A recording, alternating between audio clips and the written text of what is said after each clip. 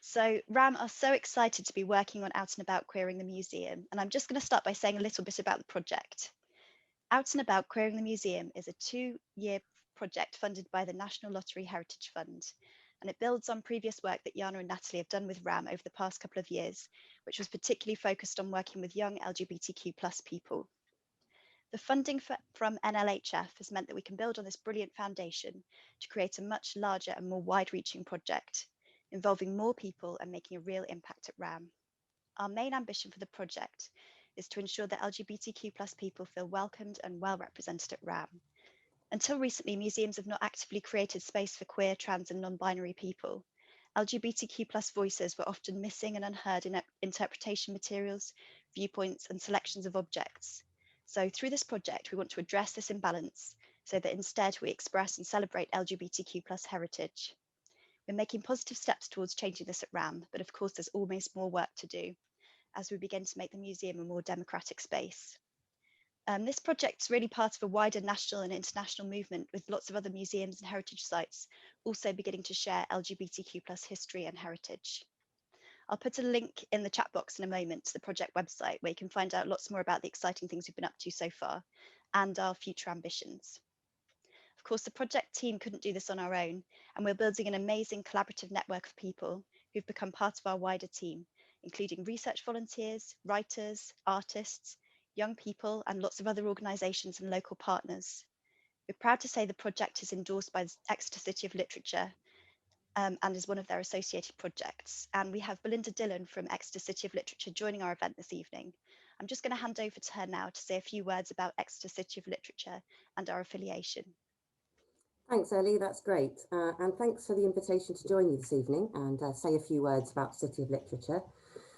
Exeter was recognised as a UNESCO City of Literature in November 2019, joining 38 other literature cities around the world and part of 246 strong network of global creative cities. UNESCO started the Creative Cities Network to promote cooperation within and among cities that have identified creativity as a strategic factor for sustainable development.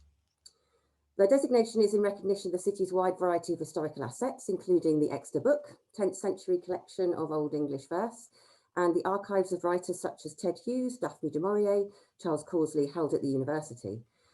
But while the designation celebrates what's gone before, it also provides a platform for us to continue developing and nurturing talent and using these incredible assets, such as the ones at RAMM, to open up new discourses and to hear new voices and perspectives, including those that have previously been silenced. We hope the City of Literature programme will enable us to encourage and celebrate a lifelong love of learning and to shape a welcoming place for us all to share and hear each other's stories. We were due to recruit a director and officer at the start of this year, but 2020 obviously hasn't gone the way anyone had planned. So Exeter Culture, which I work in with Dom Jinks, is the city's arts development programme. We've been lightly holding the reins. Part of that light touch work has been lending our support where we can to projects such as Out and About, Queering the Museum, and we've been really bowled over by the work we've seen so far. And it completely aligns with everything that City of Literature wants to do and is excited to be supporting. And I'm really excited to hear Natalie's piece tonight to see the next iteration of this project. So thanks very much. That's great. Thanks so much, Belinda. It's great that you're supporting and celebrating such a wide range of creative responses, especially in these very challenging times. And we're really happy to have you as one of our partners and look forward to collaborating with you in the future. I'll try and put a link to Exeter City of Literature website in the chat bar in a few minutes as well. Okay, so on to the event itself. So through this event, we want to explore the following question with you all. How do queer, trans and gender diverse people relate to religion and faith? And how might we relate this to the religious collections at RAMM? So our first speaker is going to our first speaker this evening is Out and About co-director and writer in residence, Natalie McGrath. Natalie is also co-director of Dreadnought Southwest, whose plays have been performed and toured across the Southwest region and beyond. From Dreadnought's The Cause and Oxygen to coasting at Bristol Old Vic. Most recently, her play Blessed was part of the Traverse Theatre's First Stages Festival. Currently, she's under commission at the Wellcome Centre for Cultures and Environments of Health in association with Exeter Northcote Theatre to work on LGBTQI loneliness. Natalie is also one of 10 artists awarded a Compact Commission by Exeter City of Literature. The work she's going to be sharing this evening is an early stage response to 2 translated love letters between lesbian medieval nuns and also medieval objects from RAMM's collections. This has intrigued me since Natalie first mentioned it at the beginning of the project, so I, for one, am really looking forward to hearing her read more. Our second speaker is Professor Jana Funke, Associate Professor of English and Sexuality Studies at the University of Exeter. Her research focuses on modernist literature, the history of sexology, and LGBTQ+ culture more broadly. She's also one of Out and About's co-directors. Yana will be drawing on her research on lesbian and trans history to explore how people in the past engaged with different religious beliefs and faiths to understand their gender and sexual identities. Yana's research particularly focuses on Christianity, how queer and gender diverse people have found different ways of relating to faith, and how they've come to find meaning within religious rituals and communities. I'm now going to hand over to Natalie to share her work with you. Hello, everybody. Welcome to this evening's event. I'm just going to introduce the piece of writing, really short kind of introduction to just share a little bit of the journey of it, and then to share a piece of writing. I didn't really know, or probably hadn't really thought about queer love in the medieval period before reading the transcripts of 2 love letters by lesbian medieval nuns. They were originally shared online, and then they were sent to me by a friend, Jen Wilcox, a few years ago. And what they did was ignite something, and I just thought they were just utterly beautiful. And I've been looking for an opportunity ever since to explore them in more detail and to think about their importance and their resonance for us now. I was really struck by the sensuality of the letters and how desire is at the heart of each of them. And in a way, we'll never know whether the 2 nuns were corresponding with one another, but from these letters, I was able to start imagining that there was queer love in convents, monasteries, between nuns during the medieval period. Letters have always been a crucial part of uncovering queer stories from the past. In particular, stories of love, of lovers, of desire, of unfulfilled romance, artistic endeavour, and journeys taken. So for me, it is fitting that this is where the creative work that I'm undertaking on the project starts.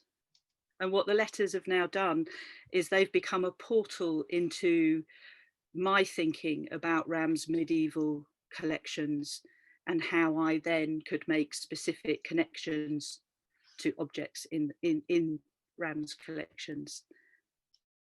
I've stolen a little bit from the letters, and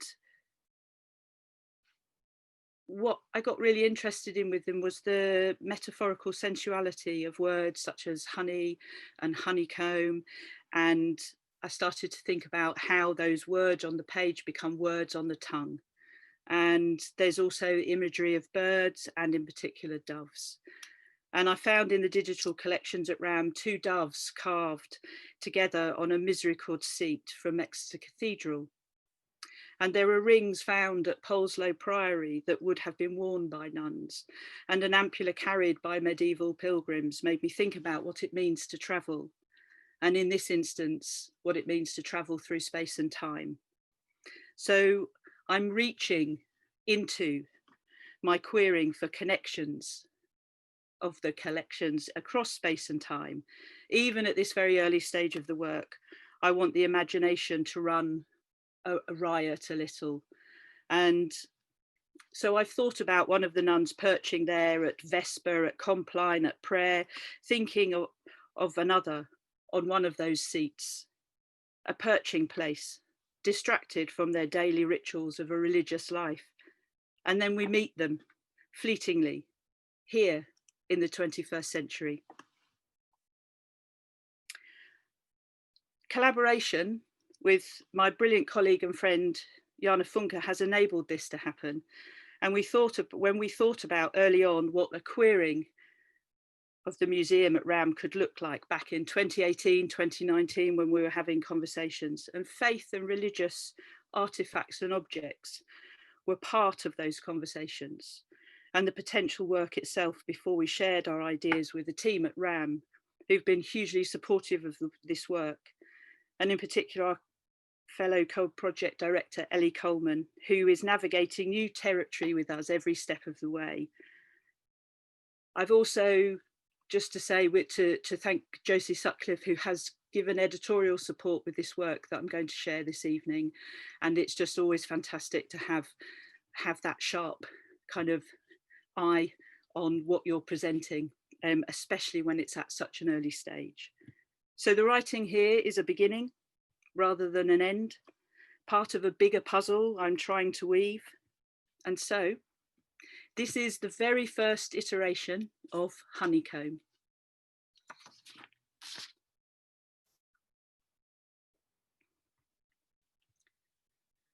We watched blossom take flight, a handprint apart, our minds not cooled, thinking only of warm kisses, greedily taken in shadows like hungry little birds. They were sweet, sweeter than milk or honey. Some days, turtle doves inline our view, distract us from what we cannot speak, moving freely across a cloudless sky. We are a handprint apart. You are swollen, my mind blushing from the scent of nectar, a viscosity rising like honeycomb as we move together without sound, making our own celestial tune in this cloistered world. Honeyed notes, desperate to flee our bodies, our breath brushing against the tips of our tongues. It's like dusk between your thighs. Do not delay. Your voice, a thread of finest silk. Afterwards, after, it is always so difficult to leave you, to walk away, to breathe submissively again against a tide of novices crushing past, novices learning not to divide themselves. This devotion tears at our skin. We possess faith and loneliness deep in our bones whilst longing hides. We swapped simple rings made of copper and glass, wanting our souls to thrive. We named ourselves, we named our actual selves with letters fluttering like whirlwinds of powdery snow. Outside names are not spoken here. Rules split our atoms. There is a quivering sky above, ready to tear itself into two. It feels like it will fall beyond our reach as we break vows, make new ones unknown to all. Can our hearts be read?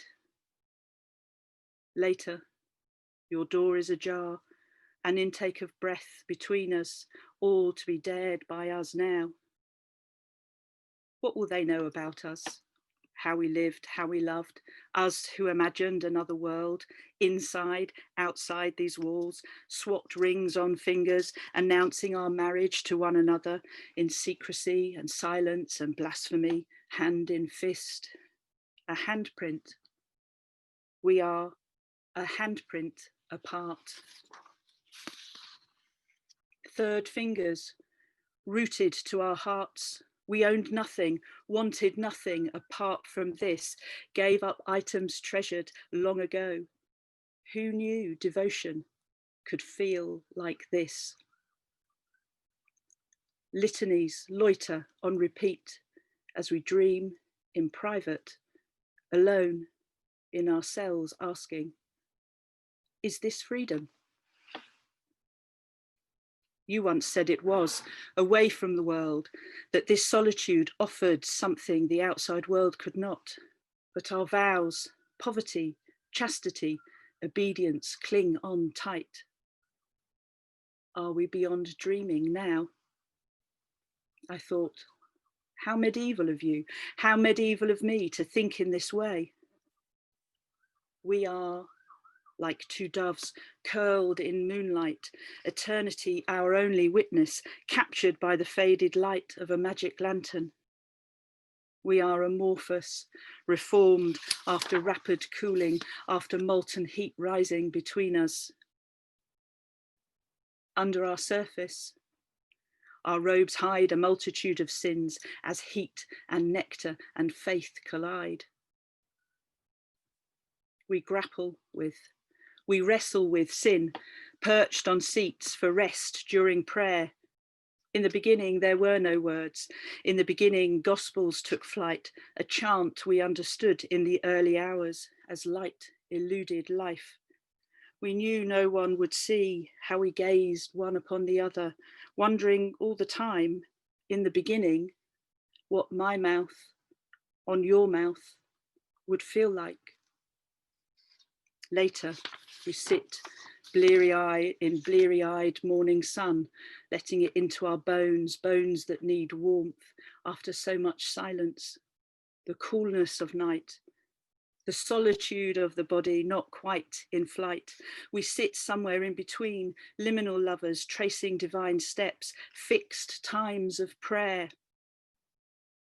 I worship you as I follow the 9th hour, the 6th, the 3rd, the 1st, prime time prayer, psalms at the ready, forges ahead. By the afternoon, when there are liturgies, you begin to fade. In the 9th hour, divine worship, sacrament, as sunset arrives.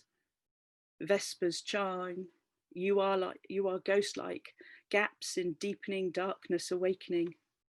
Compline, signifying the end of day.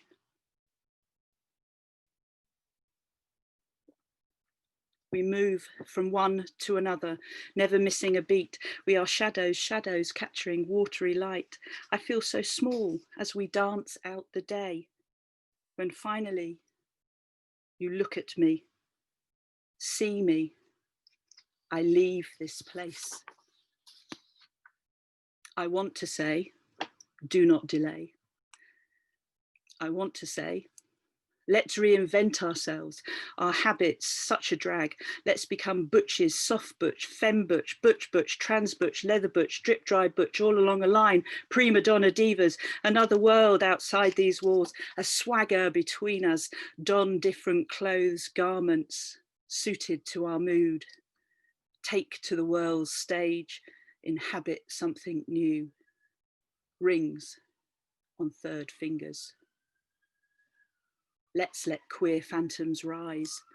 Centuries later, when they dig us up, what will be left amidst the mud but bones in the ground, holy water flasks, shell-shaped ampullas from pilgrims who travelled far and wide. And those rings, announcing devotion, will speak. Particles of skin, long gone. A cherished thigh, long gone. A cherished mouth, long gone. Cherished breasts, gone. A cherished mind, gone. A cherished voice, gone. Hands that wrote letters in honeyed tones, gone. Luckily, love, not gone. Devotion, not gone. There was once a prioress who lived in one of Chaucer's tales, a pilgrim on the road, in possession of a fancy rosary and a fancy brooch. The brooch was neatly inscribed with the words, "Love conquers all." I think about that as we travel north, south, west, east through time, and how we fight for our rights now, knowing we are in a fight, wearing t-shirts inscribed on the outside with "Love always wins." It does. Slogans sent down from the Middle Ages. We were two doves, curled in moonlight, eternity, our only witness, captured by the faded light of a magic lantern. And hundreds of years later, our vows have changed. We are still lesbian nuns with a faith we never quite shake, faith rooted in our bodies, although now we care for vows of opulence and indulgence. And we welcome the smell and touch of leather upon our skin. And we don't mind that we've been excommunicated. In fact, we did it ourselves. We have a different kind of calling as queer, kindred spirits, and our ecclesiastical rings are a thing of the past. And we don't struggle with the language of ecstasy. And maybe we didn't back then in the Middle Ages. Maybe we invented it. And now we take leaps of faith in one another, and we wear dark glasses out in the moonlight and dance until our hearts are full. And during daylight, we stay in bed with one another. And it is from here we dream a world where love is love, whoever you love. It is from here we conjure a world where love is love, whoever you love. And more importantly, Janelle Monáe is the president of the United States of America, and Elliot Page is their VP, and Cher runs everything, including the United Nations. And industrial techno is not an option. So the sweat between us can be understood. So the sweat between us all can be understood. We definitely got the pink, just a handprint apart. Watching blossom from our window take flight as Barbary doves now fly overhead at Barbary Lane, where Mrs. Anna Madrigal resides like an angel. And if you don't know about Barbary Lane, then go and look it up and find out for yourself.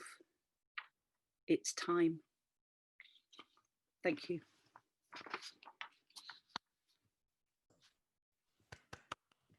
Thank you so much, Natalie. It's really amazing. And there's lots of applause. I don't know if you can see that, but really, really amazing to hear this piece. I've had the privilege of reading it before, but hearing you speak it out loud is just a really different experience. And just thank you so much for sharing that with us. People are writing in the chat, amazing. Well, that was amazing. I absolutely agree.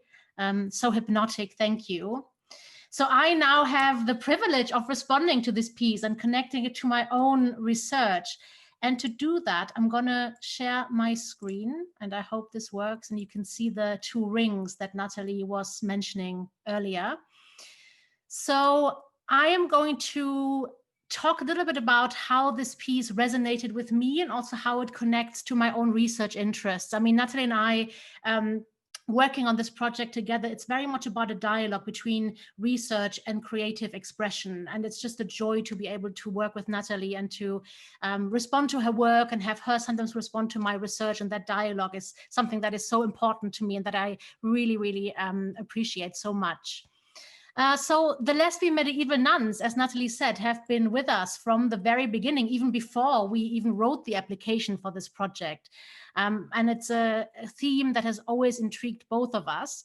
I was actually raised Catholic in Germany, and I remember wanting to be a nun as a child, which now looking back was definitely a way for me to assert some kind of distance from models of heterosexual femininity that I saw around me. So a lot of what Natalie has been saying really, really speaks to me. So in my response, I want to pick up on three key themes that I see in Natalie's beautiful writing and connect them to my own research, and also explain how they relate to the RAMM's collections. So on the slides, I will show different objects, and whenever you see a little RAMM logo, it means that this is an object in the RAMM's collection. And the three themes I'm going to be talking about are suffering, transformation, and sensuality. We will end on the note of sensuality.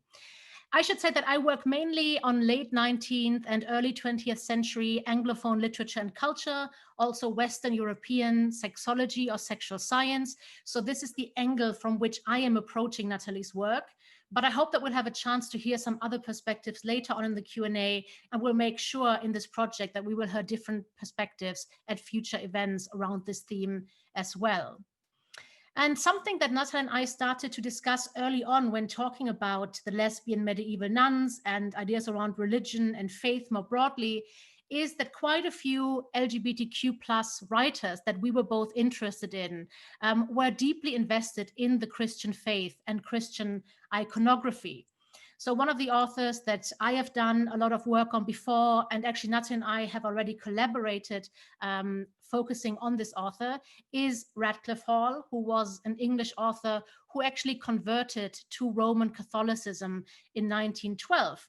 And Hall's partner, Lady Una Trubridge, who you can also see on the picture here, was also a Roman Catholic convert. Hall and Trubridge were not alone or unique or isolated in turning to Catholic theology, iconography, ritual, and devotion to explore and affirm queer desires.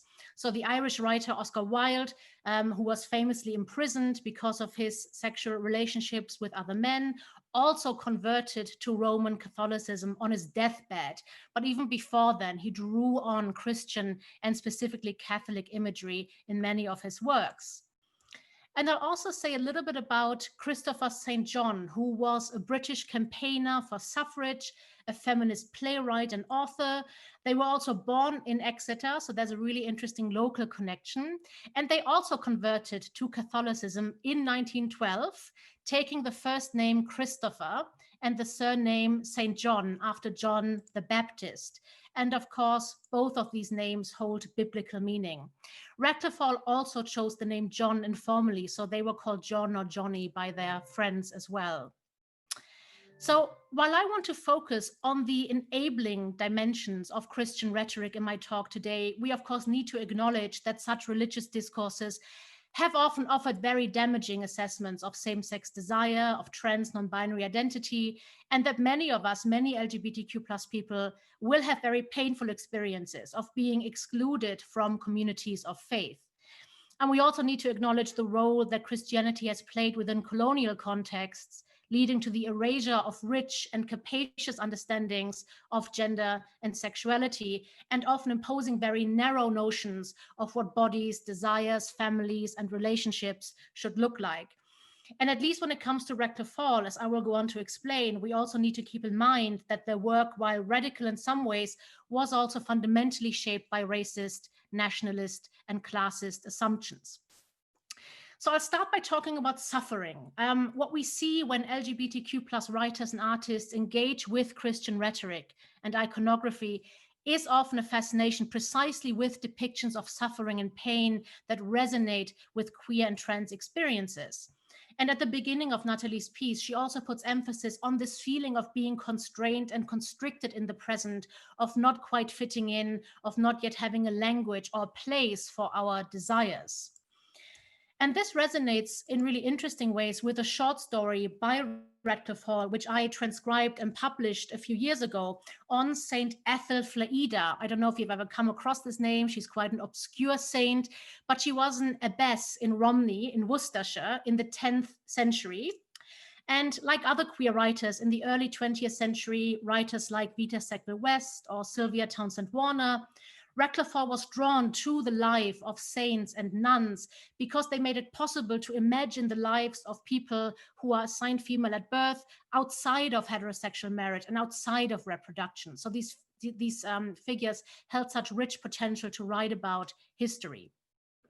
Hall, in this short story, imagines Saint Ethelflaeda as a masculine person who is assigned female at birth, who is excluded and isolated within their community. Hall draws on the Franciscan tradition, so centering the story on Ethelflaeda's relationship with the hare. And when the hare dies at the end of the story, Ethelflaeda prays that the animal should be included within the Christian community and accepted as kin. And this desire to bring non-human animals into the Christian faith is initially condemned as blasphemous by other nuns, but then the animal is eventually identified with Christ and raised from the dead, and this affirms St. Ethelflaeda's ability to see the goodness and the kinship in the hare. Radcliffe Hall's most widely read novel, The Well of Loneliness, which you might know, also engages famously with the theme of exclusion and suffering. For Hall, as for Oscar Wilde and many others, the figure of Christ, especially the figure of Christ in extremis on the cross, allowed them to frame and narrativize the suffering that they associated with sexual and gender nonconformity. The protagonist of Hall's novel is also called Stephen Gordon. They are assigned female at birth, and like Hall, they can either be read as a masculine, cisgender, lesbian woman or as a trans man. Stephen is named after the first martyr of Christianity, Saint Stephen, and they are also written in very subversive ways as a Christ-like figure. So as a child, Stephen imagines, and I quote from the novel, that in some queer way, she was Jesus. The book famously ends with Stephen sacrificing their own happiness when they give up on their relationship with a woman called Mary in order to focus solely on their writing. So they become an author who accepts their responsibility to fight for social acceptance by representing the suffering, the plight of other queer and trans people. And on the final page of the novel, Stephen pleads with God to accept them and others like them as part of nature. And Hall actually themselves identified so much with Christ that they even developed stigmata on their hands while working on a later book. And Una Trubridge writes about this in her biography of Hall and says that the blood was just like dripping all over the manuscript. It was a huge mess. But Radcliffe Hall's identification with Christ really went far, to the point that they developed physical stigmata. Moving on to the next theme of transformation, the figure of Christ also held out important possibilities of transformation and redemption. As we have seen so powerfully in Natalie's work, the feeling of not fitting in, of not having a language while leading to suffering also holds out the possibility to imagine and dream of a better and more capacious world, one in which we might have Janelle Monáe as president and Elliot Page as vice president, and Cher, who is our very own patron saint of the project, and that's why we're always wearing our Cher badges, is the head of the United Nations and is running the whole world. And as part of this project, thinking about transformation, we have commissioned 3 artistic responses so far in addition to Natalie's work, and we shared them a few weeks ago. And one of the artists focused specifically on the theme of religion and faith. So Orange Shoesmith has worked with the religious hymns in the RAMM's collections to reflect on Jesus as a figure whose crucifixion and resurrection can resonate with queer and trans experiences today. And when I finish talking, I will put the link to Oren's video response in the chat so you can have a look at his work, which is beautiful and life-affirming and part of a longer tradition of queer and trans writers engaging with notions of faith to make space for ourselves and for other people. For Radcliffe Hall, Stephen Gordon becoming a writer is a way of writing into existing, of transforming a world and a faith so that it can accommodate them and others like them. Hall herself, in writing The Well of Loneliness, was hoping to achieve social change. And the act of adopting traditionally male biblical names like John or Christopher was also a way for Hall and for Christopher St. John to articulate their own sense of gender and sexual nonconformity to themselves and to others. So they are appropriating words and names, again, to make room for themselves in the world and to make existing terms and languages more capacious. I have to say, as I already suggested earlier, that the project of liberation that Hall envisioned was very limited. And I'm happy to say more about this later. And I've also done a whole podcast as part of the Bad Gays podcast series, basically spending an hour and a half talking about how terrible Radcliffe Hall's politics were. And again, I'll share the link in the chat because I think it is important to acknowledge that. But basically what Radcliffe Hall does in The Well of Loneliness is very much championing what Hall sees as a so-called respectable model of queer and trans identity that is tied in fundamental ways to whiteness, to Englishness, and to middle and upper class sensibility. And this is despite the fact that Hall in The Well of Loneliness even references the intellectual, artistic, and social movement that has come to be known as the Harlem Renaissance, which was very much led by queer Black writers and artists. So we need to see this as a deliberate erasure. Richard Bruce Nugent, for instance, who has been described as the gay rebel of the Harlem Renaissance, who was out even in the 1920s and 30s, and who wrote and published a really amazing openly queer short story called Smoke, Lilies and Jade in 1926.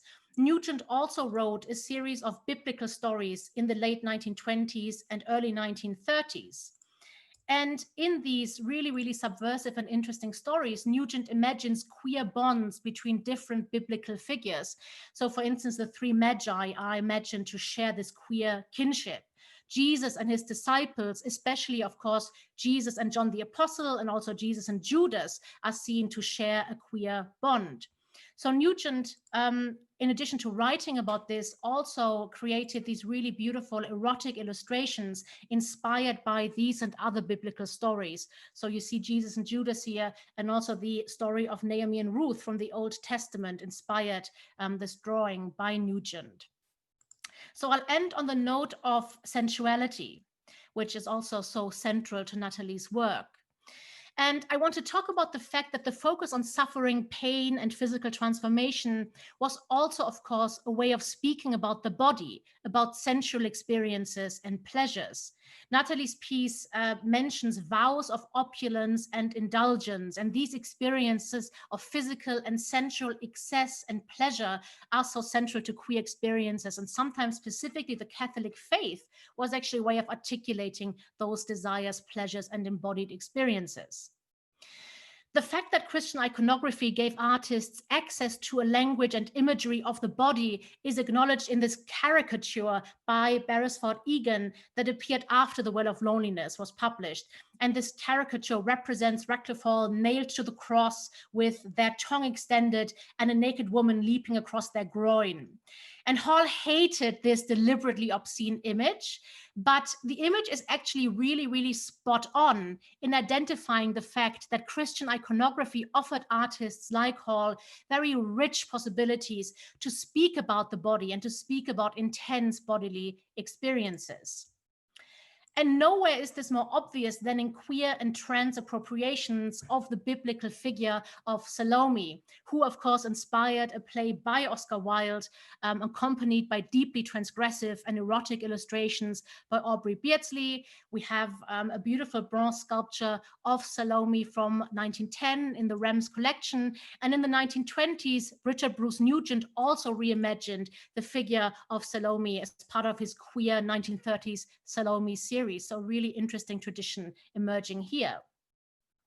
The fact that Catholicism, and this is my last example, did not mean giving up on queer bodily pleasures is also very evident in this love letter that Christopher St. John wrote to fellow writer Vita Sackville West, with whom they were unhappily in love. So Christopher St. John is writing this letter, which I found in the archive at Yale in 1933. So this was after Virginia Woolf had published her queer biography of Sackville West, Orlando, in 1928. And Christopher St. John actually addresses Vita Sackville West as Orlando in this letter. So it begins by saying, "Dear Orlando." And then basically we see St. John trying to persuade Vita Sackville West that they should actually enter into a physical, sexual, sensual relationship. And they do that by using Christian and specifically Catholic rhetoric. So Christopher St. John writes to Vita Sackville West, "You talk to me of spiritual love being quite different from physical love, that old shibboleth. I tell you, my love is compounded of both and is on a high plane, not in spite of that, but because of it. Yes, as long as we are on this earth, flesh and spirit must be indissoluble.